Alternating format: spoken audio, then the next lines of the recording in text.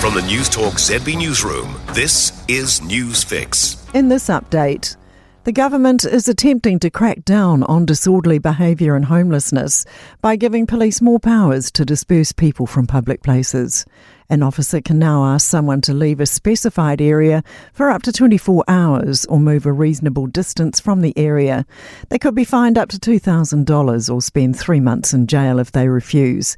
Justice Minister Paul Goldsmith gives examples of who police can target. Obstructing or impeding somebody entering a business, breaching the peace, are all forms of begging, rough sleeping, and behaviour indicating an intent to inhabit a public place.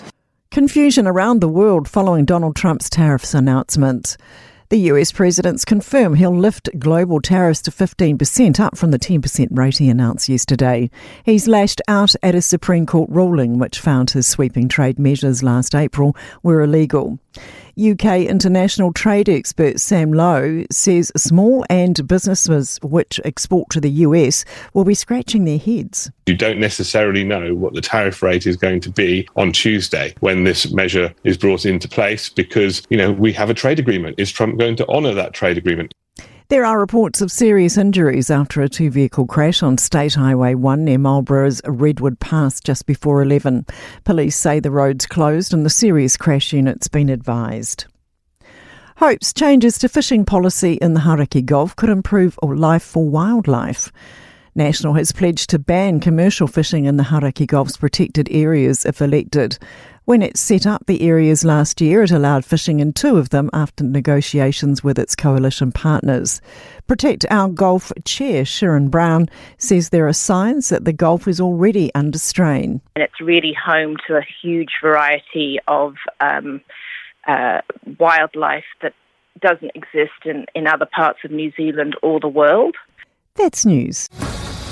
In sports, Wellington Phoenix football coach Giancarlo Italiano is stepping down with his head held high. The 43-year-old fell on his sword after a 5-0 A-League loss at home by Auckland FC, a 6th straight loss in the Kiwi derby. But Giancarlo is pleased with his development of younger players and the positive brand of football the Knicks plays. Manchester City has beaten Newcastle 2-1 at home to close the gap on Premier League leaders Arsenal to just 2 points. Ireland and Scotland have won back-to-back tests in Six Nations rugby, the Irish pummelling England 42-21 in London, while Scotland scored a late try to put Wales 26-23. And rain has washed out the Black Caps T20 World Cup match against Pakistan in Colombo, with both sides receiving a point each. That's sport. I'm Sandy Hodge.